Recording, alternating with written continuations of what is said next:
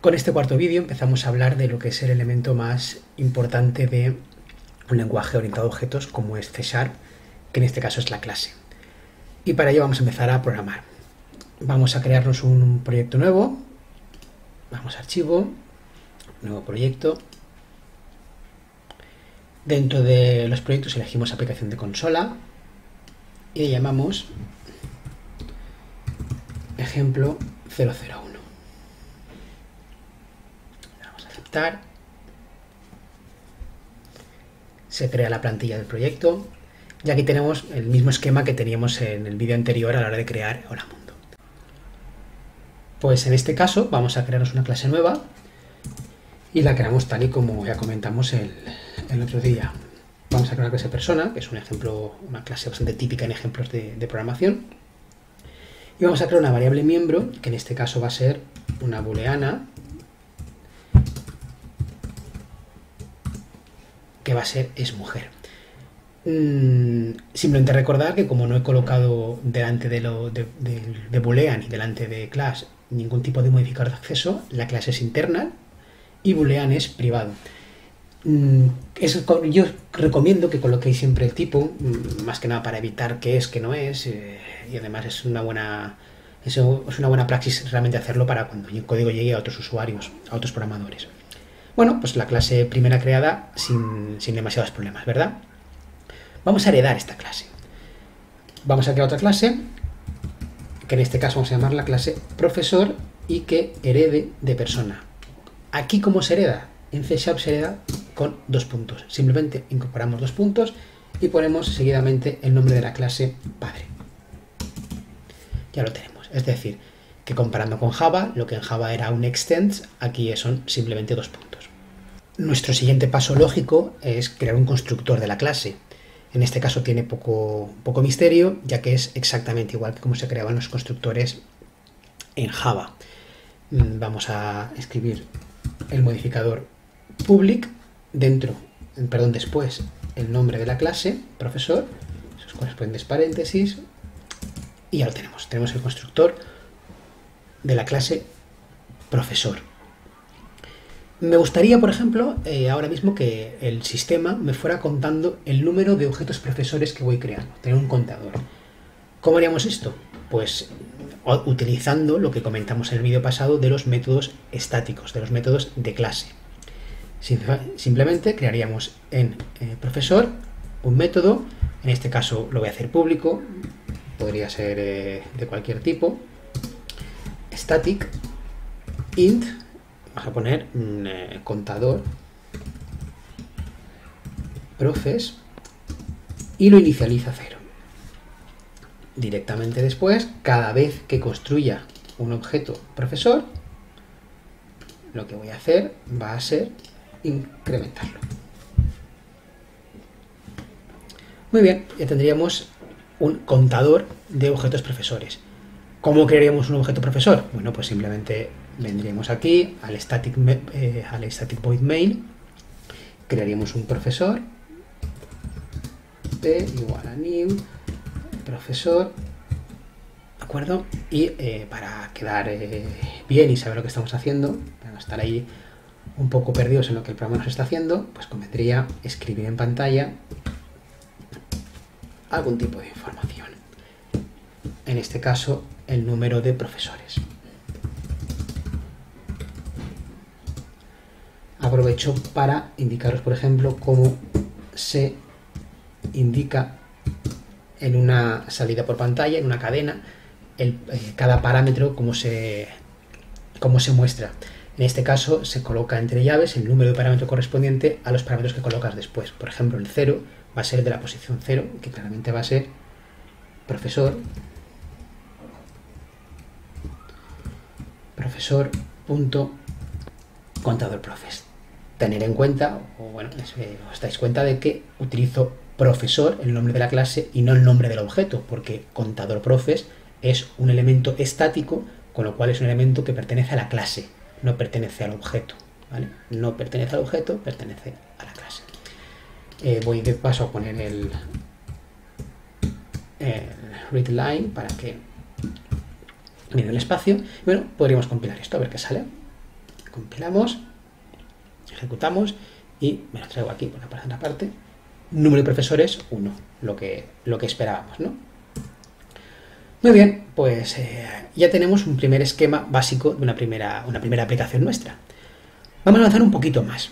Entonces, lo siguiente que vamos a hacer es que el constructor de profesor intente o soporte el tipo de sexo que tiene el profesor.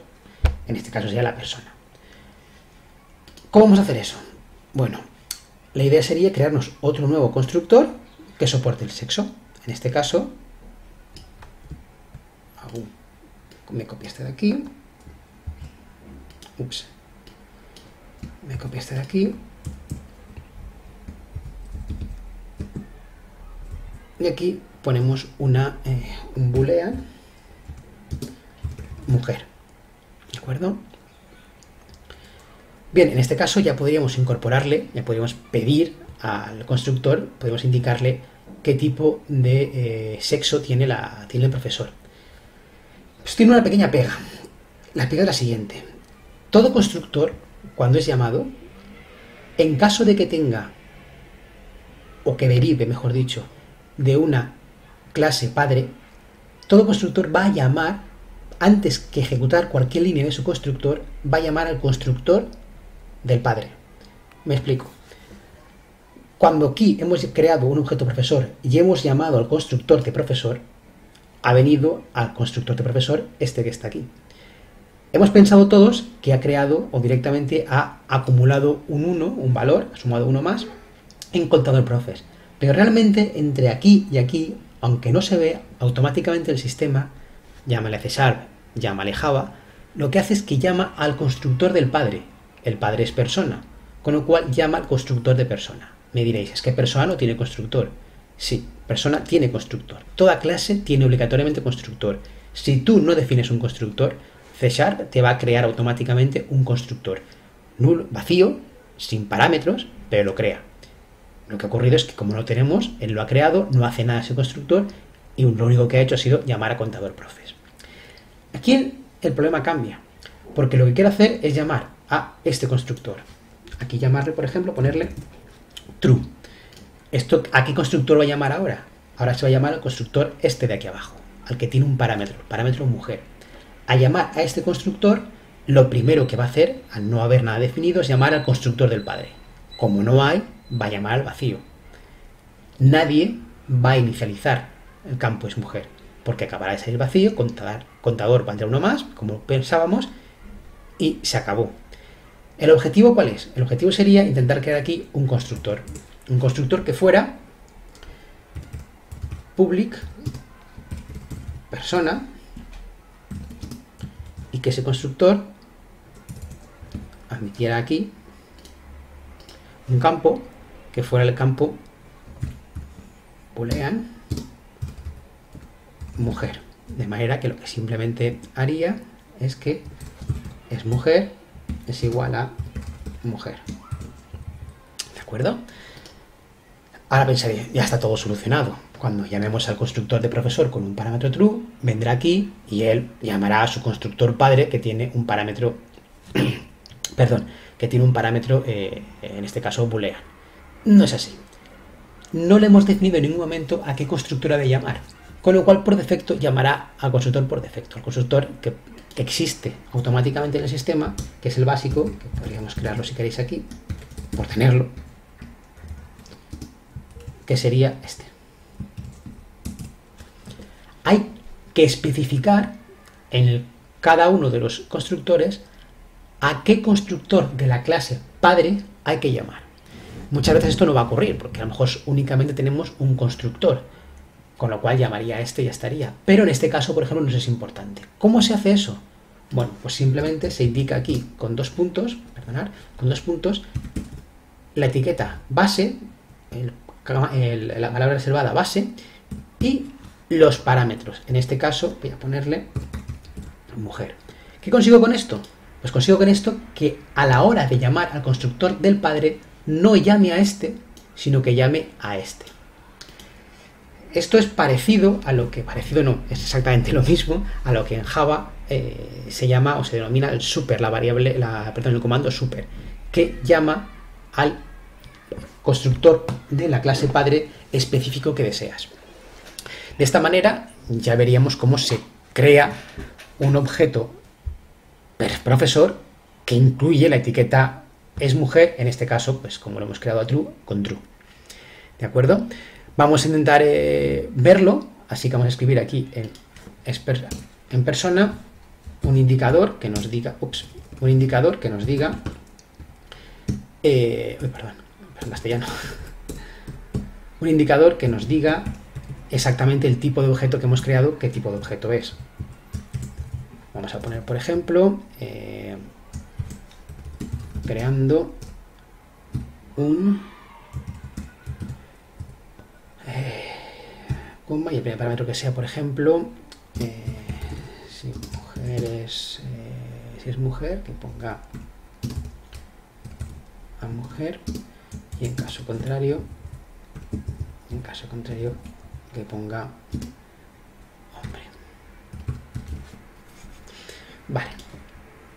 De esta manera, ¿qué va a ocurrir? Creamos un profesor con la característica true, es decir, es mujer.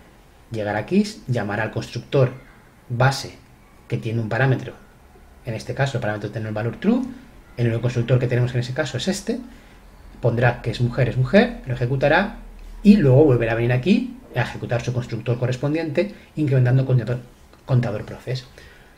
Vamos allá, vamos a iniciar. ¿Veis? Creando una mujer, el número de profesores 1. Bien, pues hasta aquí hemos avanzado bastante. Tenemos una estructura de clases, una clase padre, una clase hija, un miembro estático que pertenece a la clase, que va en este caso incrementándose.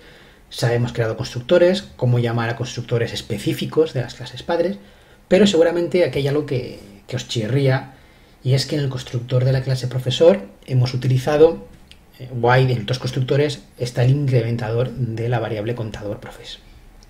Y eso ya a la vista choca un poco. Convendría intentar unificarlo de alguna manera.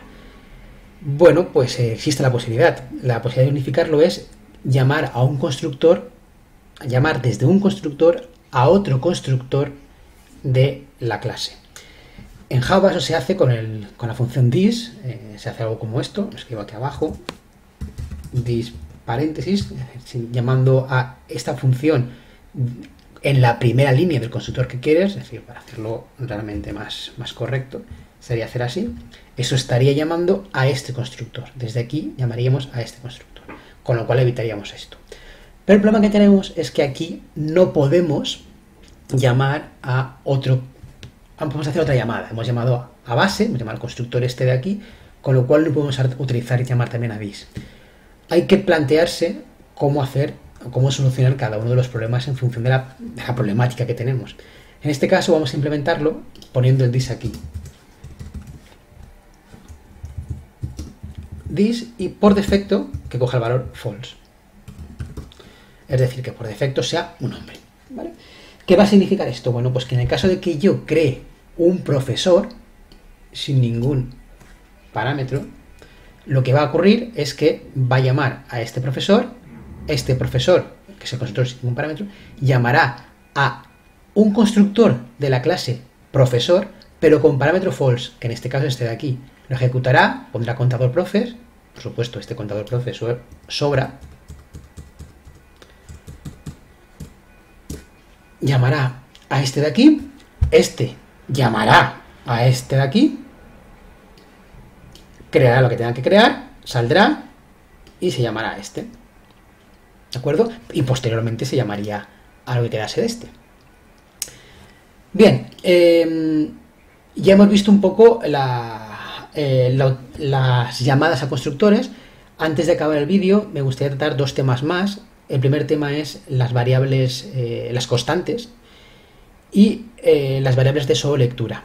En cuanto a las constantes, pues son muy sencillas de definir. Por ejemplo, podríamos crear aquí una private const de constante, el tipo, en este caso entera, por ejemplo num max asig, que sería, perdón, asig, que sería pues el número máximo de asignaturas que número máximo de asignaturas que un profesor puede impartir, por ejemplo. Bien, sencillo, incluso mucho más sencillo que lo que es en Java, que había que poner static final para definirlas. Básicamente es lo mismo. Final es que no va a poder ser modificada a lo largo del transcurso del programa, y static es que es compartida por todos los miembros, todas las instancias de la clase. En este caso, en num más asignaturas 3, todos los profesores tendrán esa característica puesta 3 para siempre. Pues está muy bien, tenemos una constante, es fácil de crear, pero esto es interesante si el valor de la constante lo conocemos en tiempo de compilación. Es decir, si sabemos cuando estamos escribiendo el código que ese valor va a ser 3, porque nuestro programa no va a admitir más de 3. Pero ¿qué ocurre en el caso de que necesitemos una variable que ha de tener el mismo valor durante toda la ejecución del programa, pero sin embargo no sepamos su valor en tiempo de compilación? Pues ahí tenemos otra opción, que en Java es simplemente poner el modificador final, pero aquí es el modificador read-only. Sería algo así: private read-only,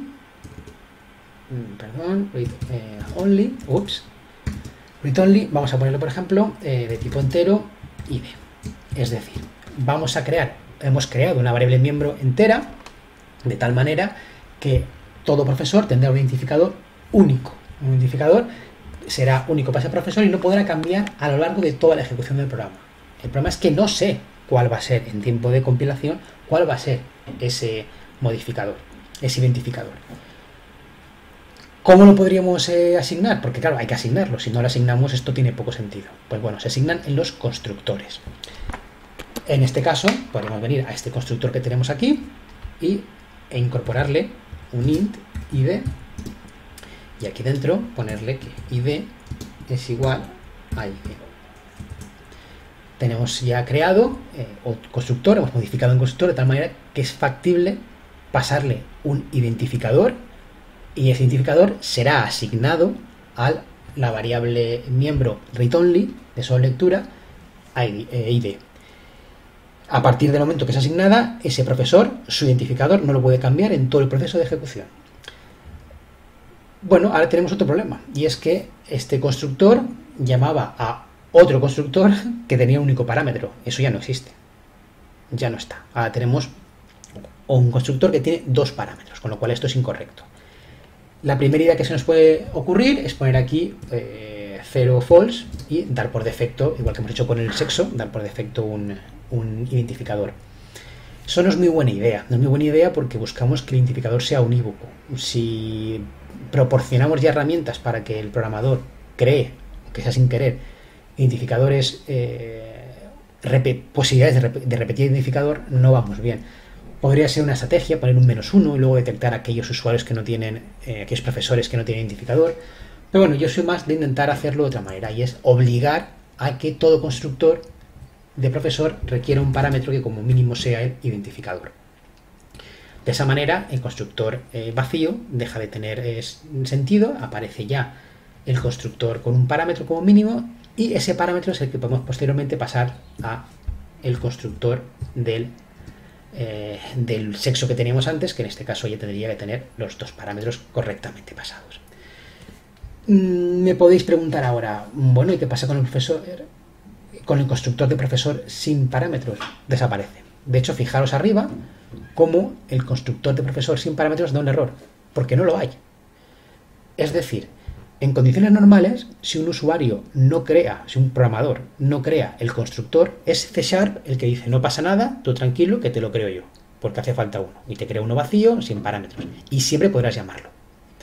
Pero en el caso que tengamos como que tenemos ahora, que hemos creado varios constructores, o al menos uno determinado, ya no tiene sentido. Ya C# da por hecho que tú no quieres tener un constructor sin parámetros, con lo cual no puedes crear un objeto sin ningún parámetro. Requieres tener aquí algún parámetro, ya sea un 1, de manera que automáticamente crearía un profesor con identificador 1 y de hombre, sexo hombre, o indicarle también el sexo.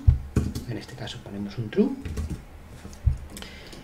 Y crearía un profesor con identificador 1, pero en este caso de sexo mujer.